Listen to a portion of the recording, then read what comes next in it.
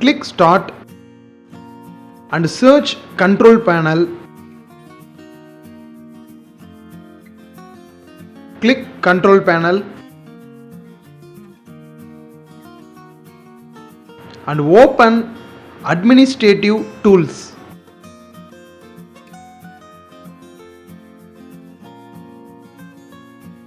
Find Services and click Open.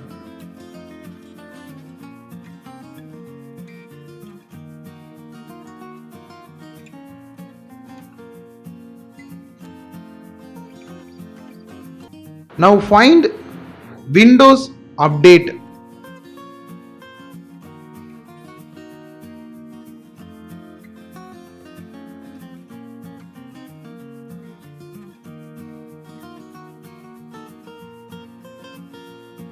And right click, click Properties. Now first you stop running process. Now startup type disable.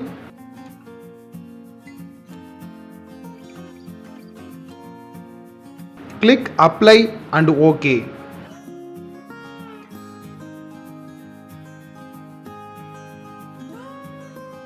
This is the easiest way for stop Windows auto update. Thank you for watching my video. Please like my video and subscribe my channel.